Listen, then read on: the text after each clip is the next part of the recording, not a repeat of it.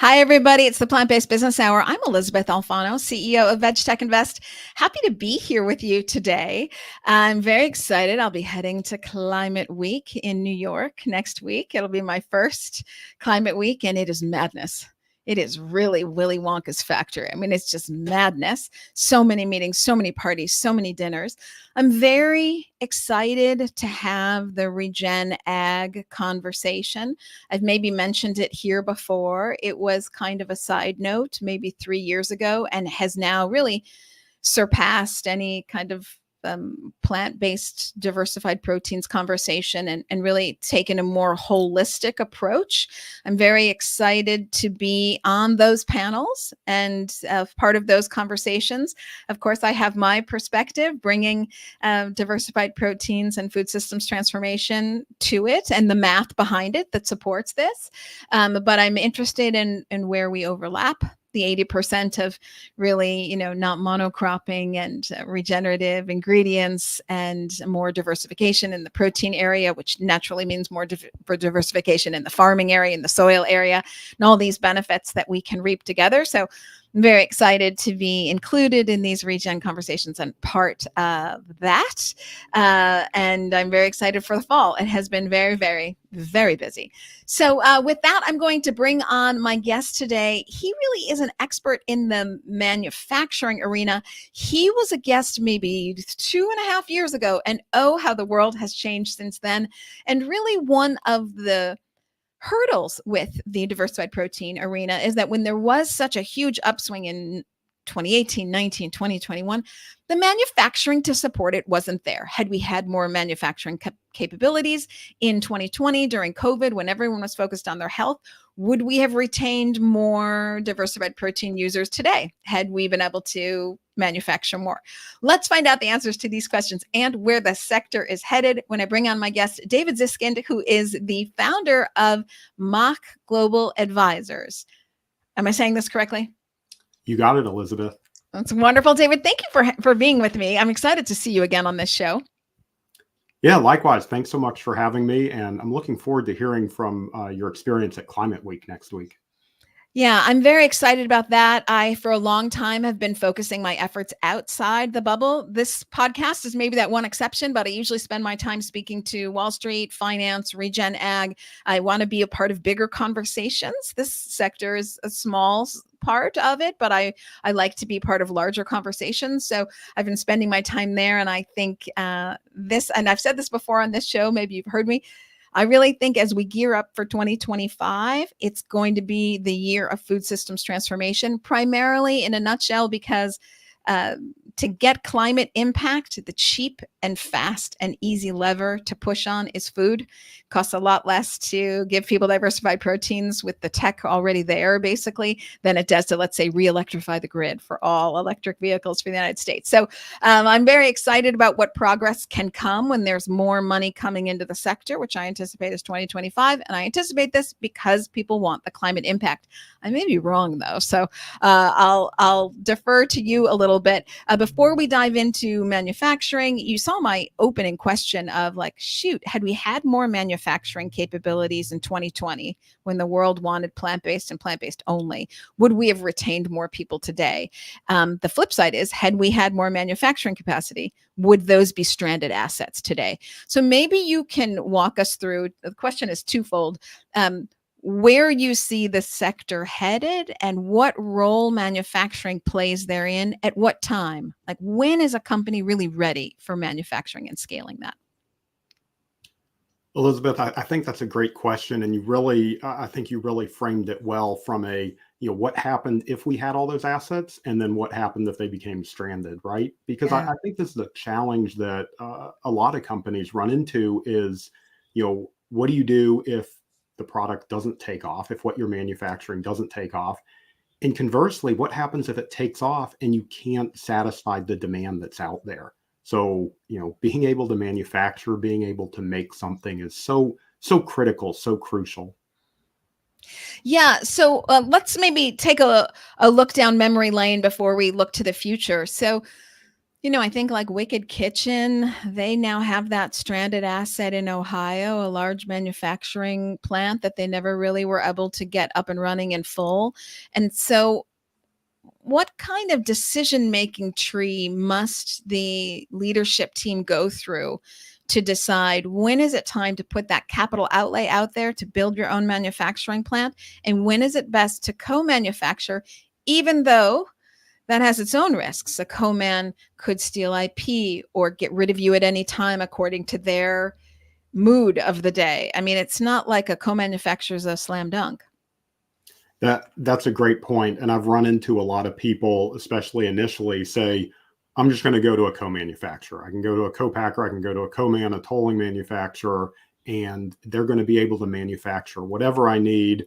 That's my scale-up plan." And if that's your only scale-up plan, you're probably in trouble. I Really? think there's an important balance between leveraging co-manufacturers, leveraging these assets that are out there, but like you said, it's a complicated decision, right? It's not just about volumes. What are you making? What's the technology behind it? The intellectual property issue. We've seen a couple of cases in the news in the recent years involving allegations of misappropriated IP, or whatever you want to call it. So a very careful decision, along with, this is your brand, this is your product. So if there's an issue from a quality standpoint, from um, a food safety recall standpoint, Mm. that can really have a big impact on your brand. And then you also have to think about the long-term unit costs of going with a co-manufacturer as opposed to your own assets. But generally, it's going to be a more capital light version, right, than building your own facility. Yeah.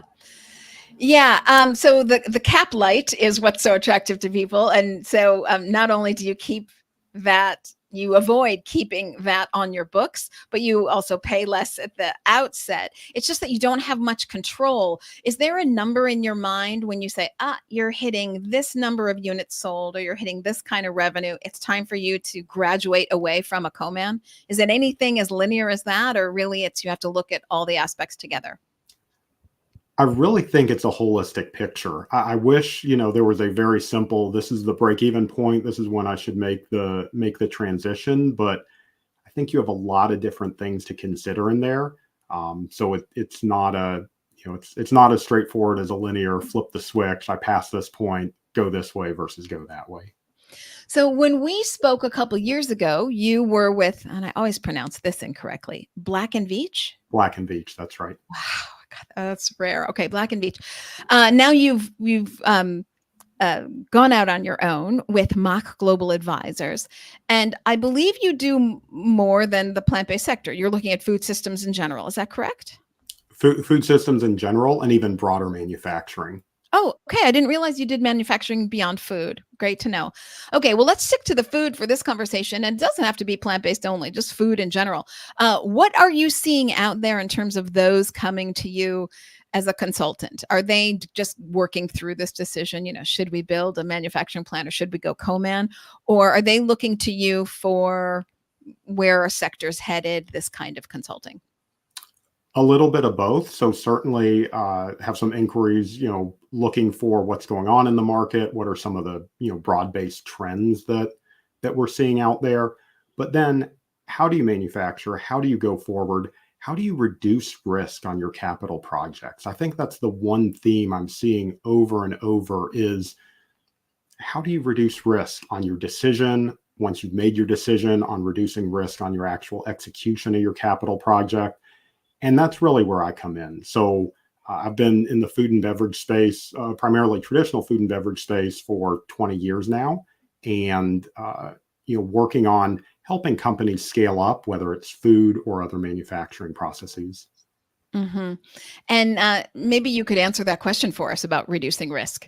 What is it a one stop, like, is there the top three things you can do to reduce risk in manufacturing? And how does, a twofold question, and how does sustainability work its way into that? Great question. So I wish there was here, let me put it in a blog or a quick soundbite of here's what you do to reduce risk.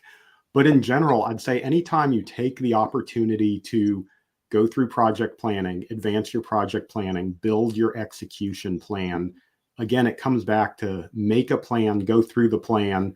You don't have to spend years doing this, right? But you need to spend time making the plan. And part of this plan is going through a risk identification and analysis process.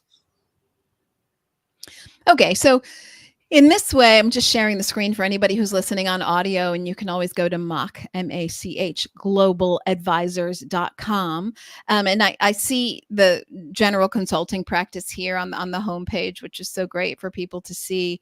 In this way, I'll sort of say it's standard strategy, right? That you're applying to manufacturing, but one might apply to shortening the supply chain or working in sustainability, sort of standard strategy questions about where are my opportunities, where are my risks, how do I mitigate risks, how do I bring on more opportunity, running the numbers, getting the team. The fairy dust comes in my opinion, to the timing.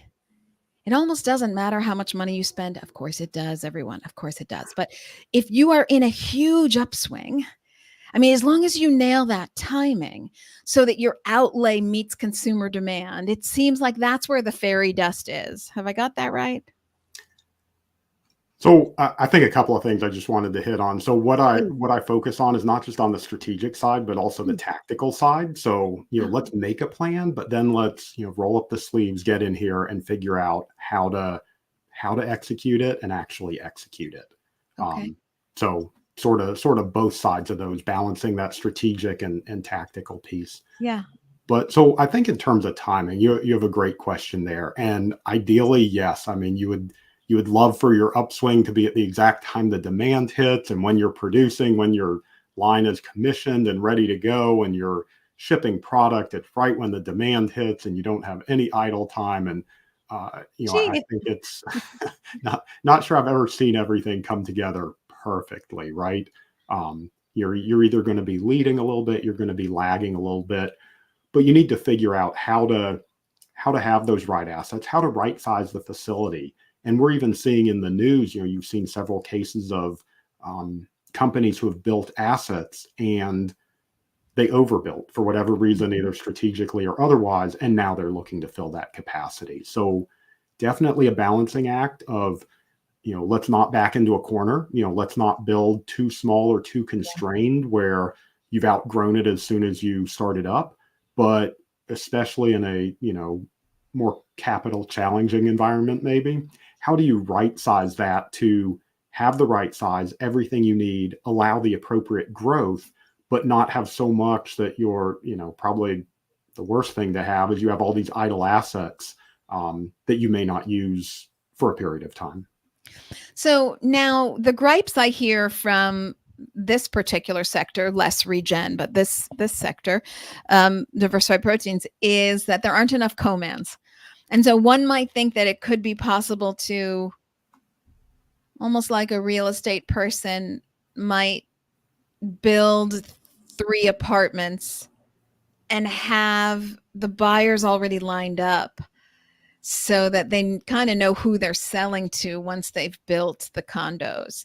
That happens often in real estate. And it seems like in this environment, it might be possible to line up, to build bigger than you need, lining up your renters, your co-man participants in advance, and that, you could kind of piecemeal it together. Am I oversimplifying?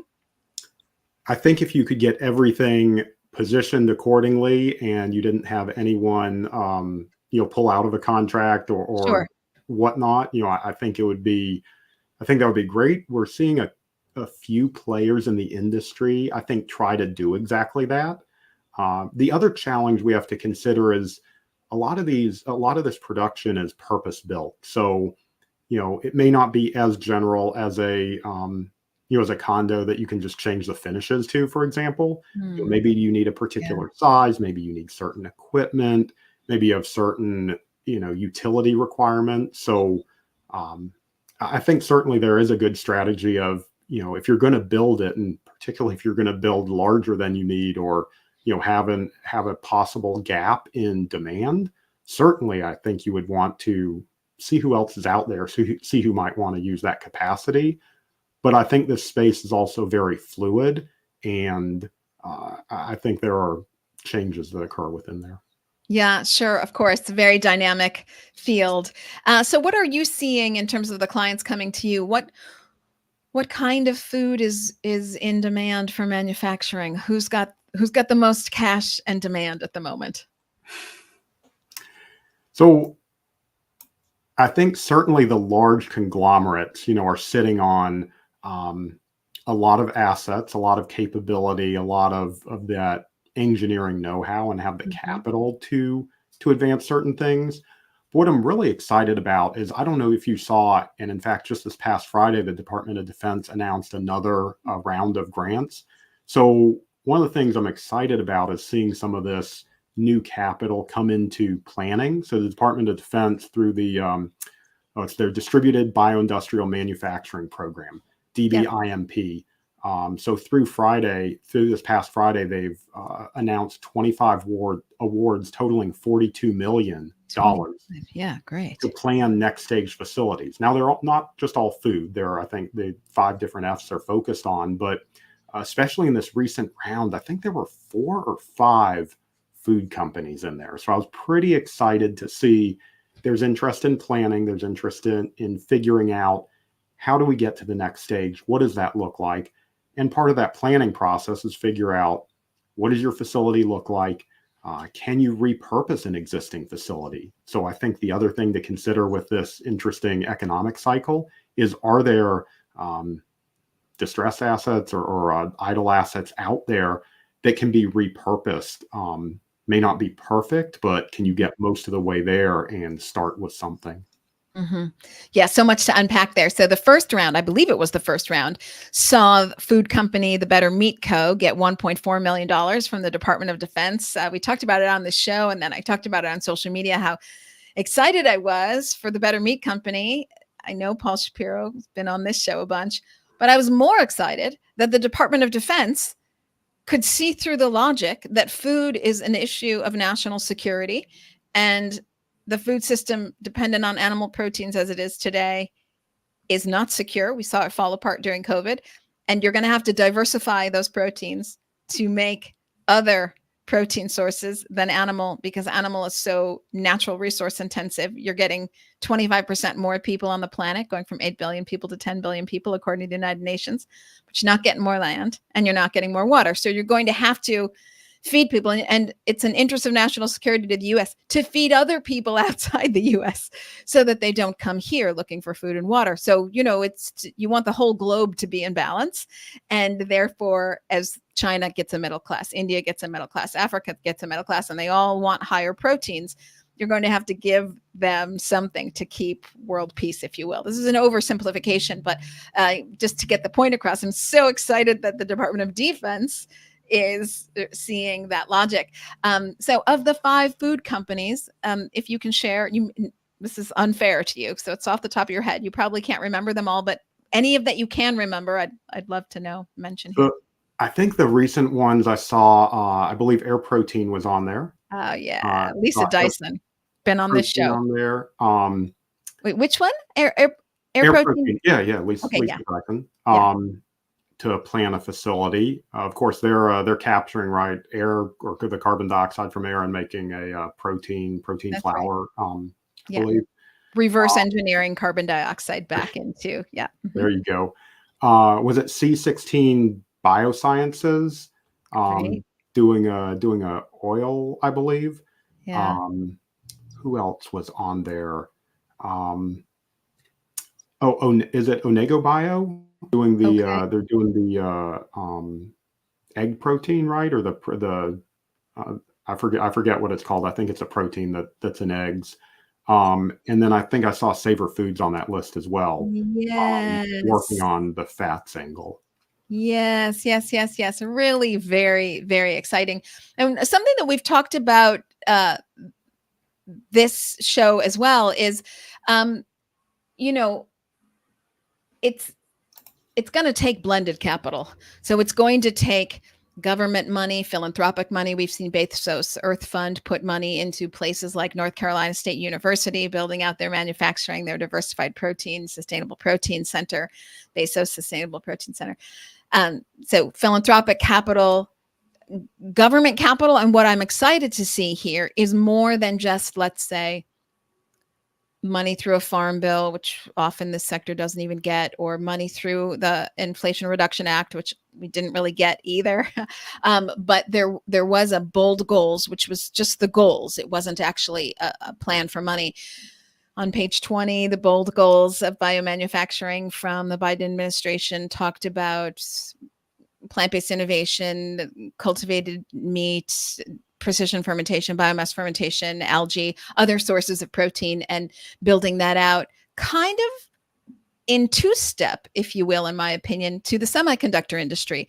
So China really advanced in terms of solar production and maybe even Asia, I'll say, semiconductor production, and also in like lithium batteries, et cetera, trying to bring some of that manufacturing back. To me, it was only a matter of time, we talked about it on the show, until the US started saying the same for food. We're going to have to protect our food like we protect our tech and communications, which only makes sense. So very excited. All this is to say, very excited for that second round of grantees. For sure. And I was gonna cycle back to 2 points actually, Elizabeth. Please. The first is, so with this, and you can look it up. It's the under that White House executive order on advancing biotechnology and biomanufacturing. So then you've got the distributed bioindustrial manufacturing program. So this is the first round of grants. I think they're doing 30 or so grants in total.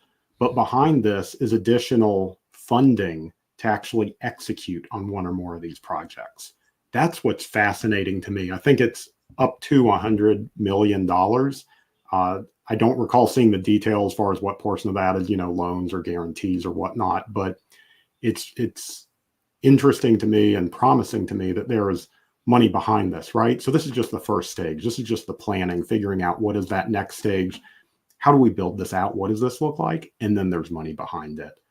To execute. I see what you're saying. Execute. But yeah. I think it all cycles back to what you were saying. Instead of looking at this from a sustainability angle or otherwise, I mean, boil it down to that issue you mentioned, national security, food security, being able to feed your population in the country, not, worrying about various supply chains. And as you know, things are so globally interconnected, certainly as we saw a few years ago during the COVID pandemic. Things are so interwoven and connected. How do we come up with new ways to create food, to produce food? And there's certainly a resource aspect to that.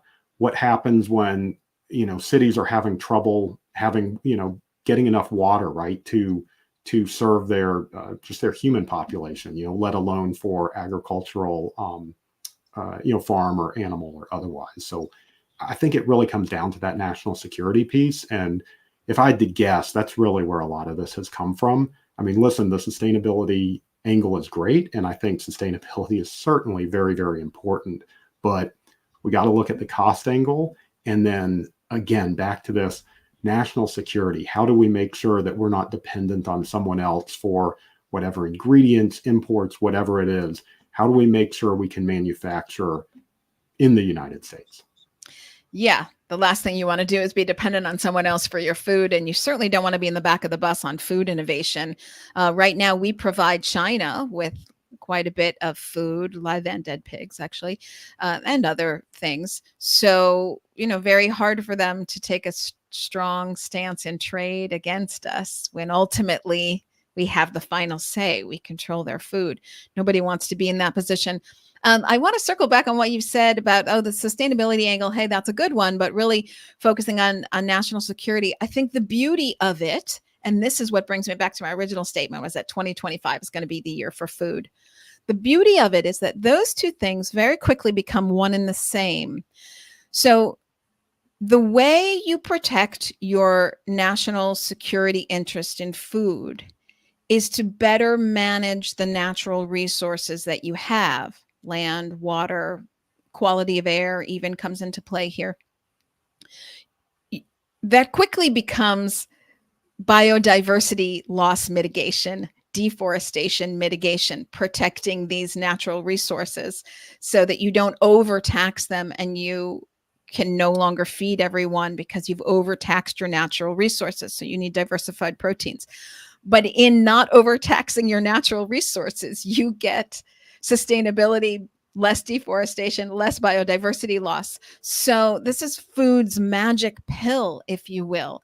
It impacts so many things at the same time: national security, sustainability, climate by reducing methane emissions, obviously lessening pandemic risks, lessening healthcare costs. So the list is quite long, and the Venn diagram of how they come together is pretty intense.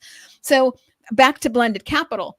I think we'll see many different forms of government capital coming towards the national security interest of not just food innovation, but food manufacturing execution.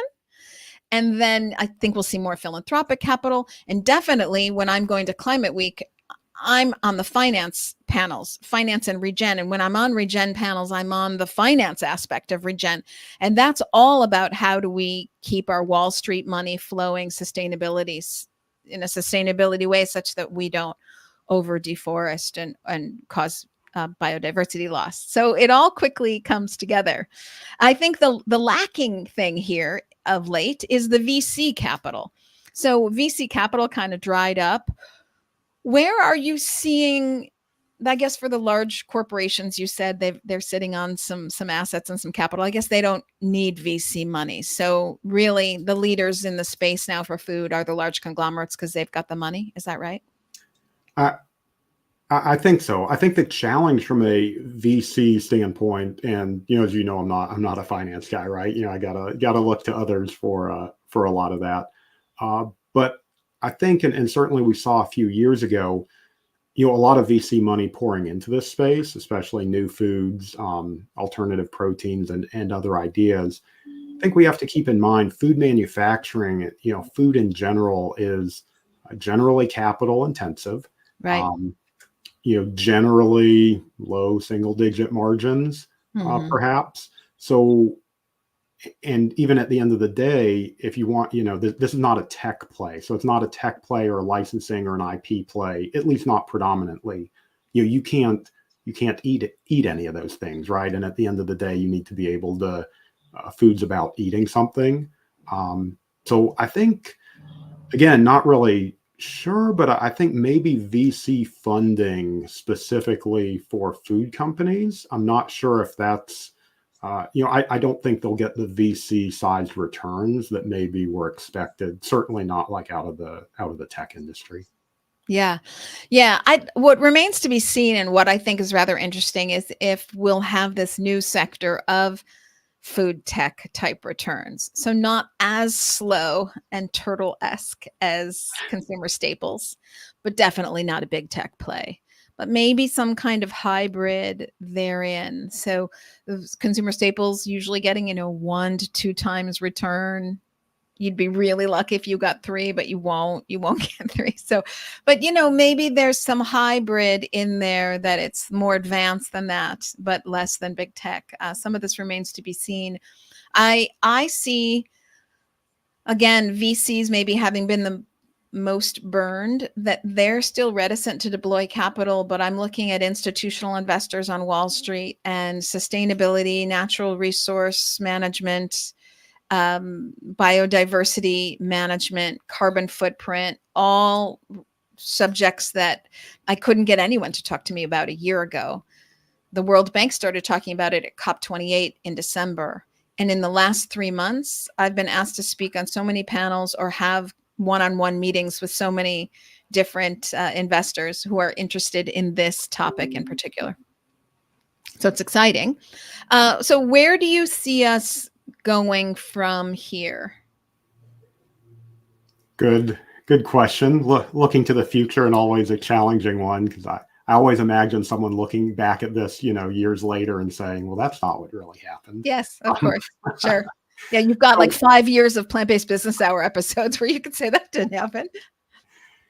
So I think we still have some interesting things happening in the food and the food tech space and the more what I'll call pure food tech space, where we look at enabling of the food system from a traceability standpoint, from an intelligence standpoint, flavor standpoint.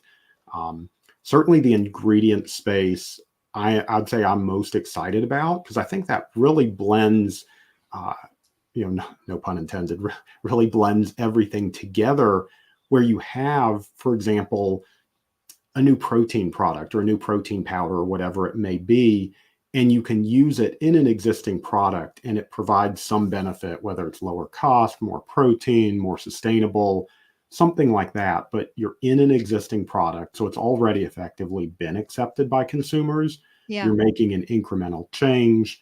So I think when we're seeing some of these with, the dairy proteins, as you see, I think that's an interesting place. You mentioned Better Meat Co., right? What they're doing with mycelium. I think that's an interesting from a protein standpoint. Yeah. Because also then you're not manufacturing your own B2C type product that you need to get into the distribution change and the logistic change, get space, get marketing, all that. So I'm bullish and excited from the ingredient standpoint. And then from a technology standpoint, just precision fermentation in general. I think it's something we know how to do. We generally know what the costs are. Yes, there are tweaks and other things that need to be done. And I think you see that on the projected returns in that industry over the next 10 years or so.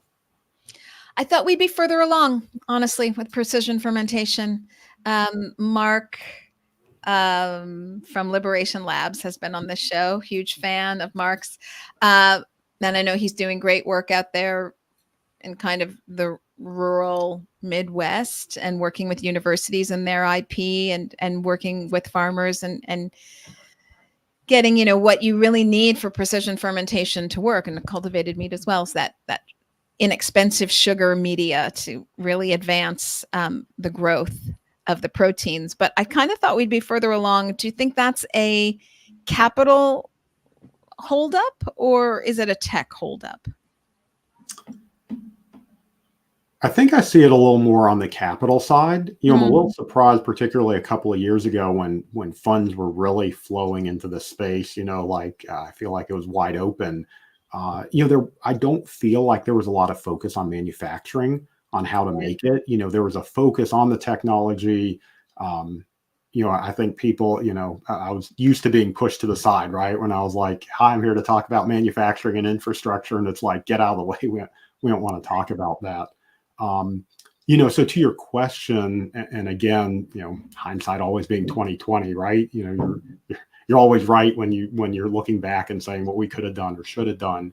So I think really that being able to focus on those assets, on that manufacturing, what that looks like, again, we're talking about a food system. We're talking about a big change. We're not talking about, can you get a product into a few stores?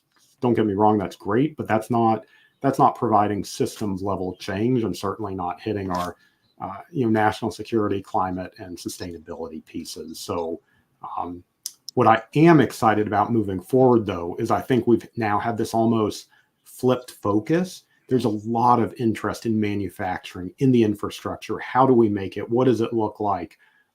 Even now, hearing more and more where a couple of years ago it was all about contract manufacturing all the way. There's no other option. It seemed like it was almost polarized in that direction. Starting to see it swing the other way where a lot of folks are saying, even if I can't get capital right now, how can I use a co-man right now, but then plan for my facility? What does that look like? How do we really manufacture at scale? And then to your point of, when we need certain feedstocks coming in, how do we co-locate? How do we partner up with someone, ideally, who even has a waste stream that we can now valorize, that we can now use to make a value-added product? We have the cost angle, we have the facility angle. I mean, that's amazing. So much to unpack there. So I remember in the heyday going to VCs and telling them, if you don't start backing manufacturing, you're not going to have enough product on shelf to weather the storm, to make it through. And they constantly came back with the same answer, every VC, somebody else's problem. I don't invest for that. There aren't enough multiples to make enough money, I don't invest in the supply chain. That is somebody else. And then nobody else stepped up and the whole thing crumbled. So I sort of feel like the VCs kind of made their own bed there. But I too am very excited about the ingredients. I'm very excited about the play for, non-allergen baking. That means no wheat. That means no eggs. That means no milks and creams, no butters, no nuts. That's like the muffin you can give to everyone on the airplane. And you don't have to ask them, like, can you eat this? Is it okay? Everybody can eat that muffin. And I'm really excited about that kind of all-purpose manufacturing and food and ingredients. And I think that makes a big shift towards a sustainable supply chain, and all this works together. So I'm excited about that. I do have to ask you, like, the question of all questions, and I can't believe I haven't asked it yet. But before I do, I want to give a shout out before I forget to a wonderful co-man. Hopefully this is okay, David. I know this is your interview, but you as a consultant maybe like to know about other folks out there. And I just, I've really been throwing people to Frost. They're the vegan manufacturer, and they're really focused on baked goods. So it was the baked goods comment that made me think about it. But if anyone needs an introduction to them, hit me up. Or David, I'd love to make an introduction for you if you'd like to have them in your Rolodex. But really just great manufacturer in Chicago and San Diego, and doing lots of great things. And so for that company that is small and thinking of co-man now, but they're planning for the large manufacturing later, you do have to sort of walk before you run. So it's a great step. Okay, so the question I was going to ask is, how's AI going to change manufacturing? It's a good question. It's interesting to see the push from an AI standpoint. I think we're seeing, especially on the corporate level, people saying we need to put AI in here. From an engineering and design side, we need AI. From a manufacturing side of things, we need AI. I think we're already starting from a pure manufacturing standpoint, that machine learning piece, that predictive analytics, to figure out, hey, can we predict when something's going to break before it breaks? Can we better predict, what demand might be? Can we better, see where some of those challenges may be? So I think I'll call it more of a maybe low tech application of AI, if that makes sense. Yeah. It's interesting because I hear some people talk about, AI synthesizing new flavors and new foods and ways to do things, which I think is an interesting point. But I think where we'll see that adoption and use is really on those things that can be used right now. How can you, while you're manufacturing, how can you make sure that a motor doesn't break down or a gearbox doesn't break or whatever the case may be?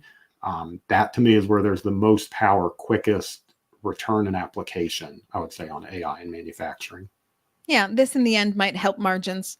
So you might get better margins. And again, I think, I can't remember if we said this on air or if we said it in the green room, but, food being that really inexpensive, fast lever for getting climate impact, not just in reducing methane and therefore reducing the carbon footprint, or the general greenhouse gas emissions footprint, but also in mitigating deforestation and biodiversity loss. So food is that cheap and inexpensive lever, and hopefully AI maybe even makes that more so.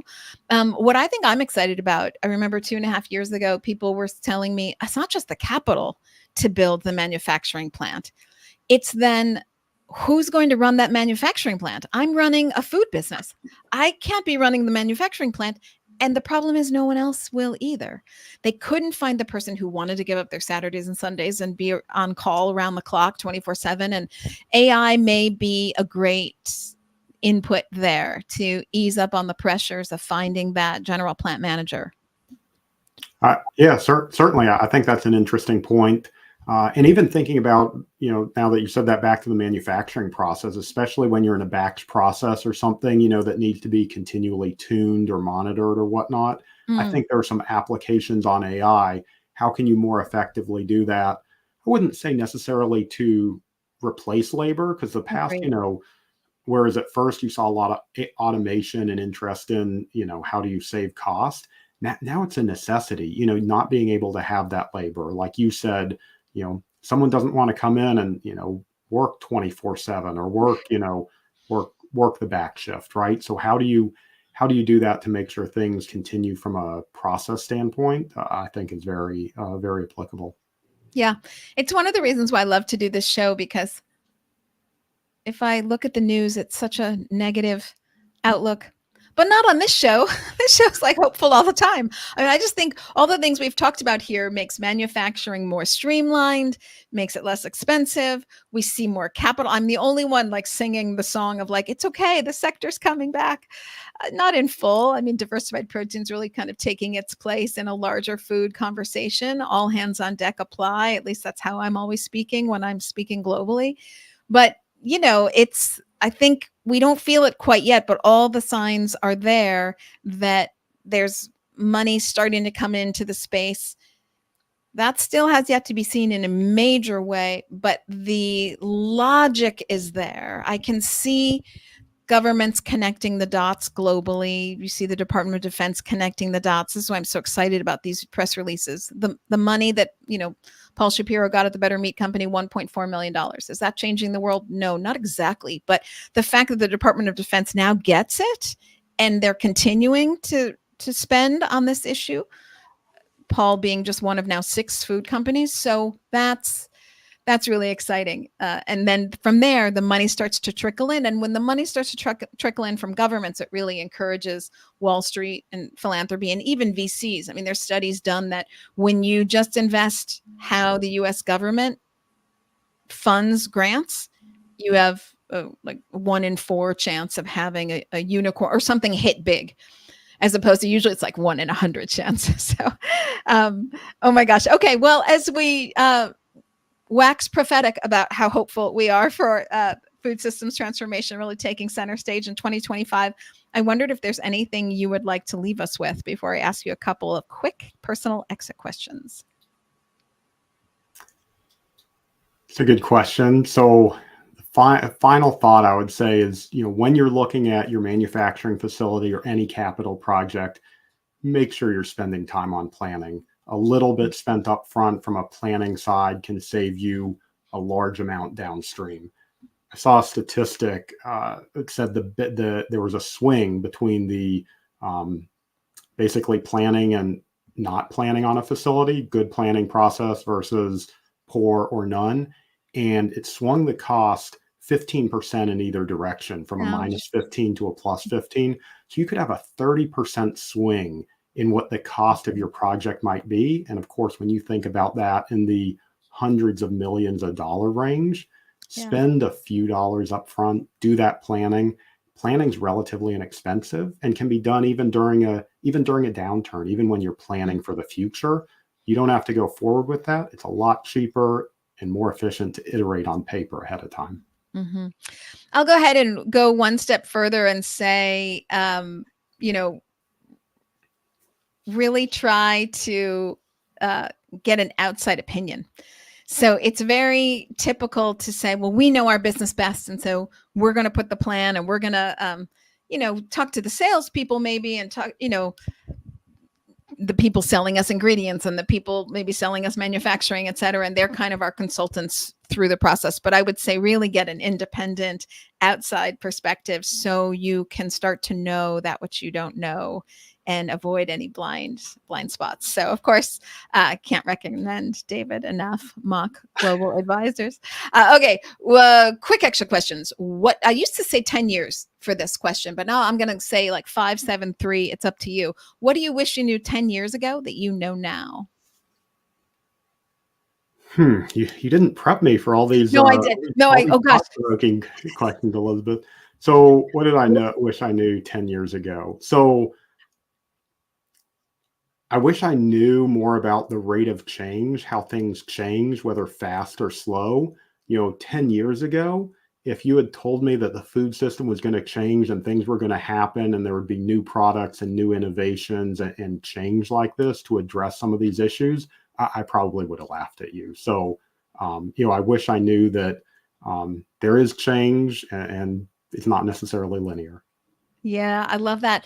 I was bizarre story. I was hiking in Bhutan, kind of alone on the trail, and I run into a Cargill executive, and there aren't that many people on the trail in the Himalayas, let alone an American. So we kind of hiked together, and he said, "We don't know when it's going to shift, but we believe that the food system's going to shift really quickly. We don't know when it's going, but when that first domino hits, the rest is going to go really fast." I'm predicting 2025 that you and I might see it. The rest of the world won't notice until, okay, this is how I'm going to get specific here, throw myself under a bus. Q3 2025, people finalize their 5-year plans, people meaning companies and governments. They start executing against that by Q4. That means they're going to be pulling in diversified proteins, more protein powders, making those allergen-free muffins, these kinds of things, getting those good sustainability results, turning university cafeterias 2/3 plant-based, getting easy sustainability props. That's going to be some pull-through on ingredients. Those ingredient companies will report their Q4 by Q1 2026. And by Q2 2026, it will be the second quarter that's like feeling a little bit healthy, and media will start to report. And by Q3 26, it'll be like, I think there's new life here, and it's going to start going quickly. So will it turn around January 1st? No, but I think, and nobody will probably notice it except you and me. There's sector experts in the thing, in the sector. So I think you and I are going to kind of notice it by Q3, Q4, 2025, and then from there it grows. So my comment to small manufacturers, because we did kind of focus this podcast on the larger manufacturers who can really do it, to the smaller guys, just kind of hold on, find yourself a way to hold on for another year as capital starts to eke back into the system. Any thoughts on that? I like the approach. I like the analysis. I think, Elizabeth, I think we should pencil in a date on the calendar. We should go revisit this toward the end of 2025 and bring this back up, right? We're gonna replay that soundbite and see where we're at. Oh, that's a great idea. Okay, you are booked for Q4 of 2025. Okay, it's a busy day, kind of like today. You running around, things aren't maybe going the way you want, so you didn't have time for lunch. What is your go-to snack?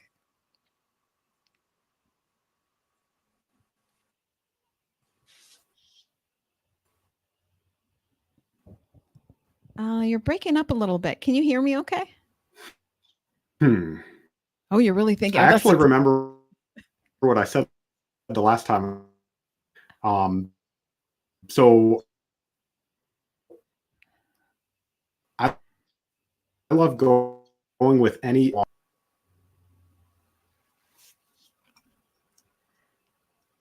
I don't know what has happened, but I have lost you. Let's see. Still there, Elizabeth? Yes. Okay. I don't know what happened. I lost you for a second, but there you are. Okay. Let's take that question again. Your go-to snack. I'm gonna go with I like chickpeas with some just some quick diced veggies, something like that, and yeah, something quick and easy and very simple. Chickpeas. I drain them. I lay them out. I drain them and I really kind of get them dry. I lay them out on a piece of like tin foil. I bake them for 20 minutes. They're still kind of dense or moist on the inside. So I take them out. I put them in a bowl with paprika, a little bit of soy sauce, a little spray of olive oil, just kind of mix that all together, put them back in the oven for another 20 minutes. And I have crunchy chickpeas as a snack as opposed to potato chips. So that's one of my go-tos, which I like a lot. Okay, same bad day. You're running around. It's really crazy. You things aren't going your way. Is there a phrase you tell yourself to get yourself back in the groove? Keep moving forward. Keep moving forward. What's next? What's happening next? I love that. Don't get mirrored down in today. Just like a body in motion stays in motion. It's actually physics. A body in motion stays in motion. I want to thank you, David Ziskind, the founder of Mach Global Advisors. Thanks for coming on today, talking with me on the Plant-Based Business Hour about manufacturing, co-manufacturing, really just strategizing and planning and executing your manufacturing so that you are where you need to be when you need to be there. And that's really the important part of it. So I want to thank you. And 2025, I guess you're coming back on. Let's do it. Elysabeth, thank you so much for having me on the Plant-Based Business Hour. Oh, I really appreciate it. You don't go anywhere, but everybody else on Facebook, LinkedIn, YouTube, and X. I'll see you all in New York at Climate Week. Bye, everybody.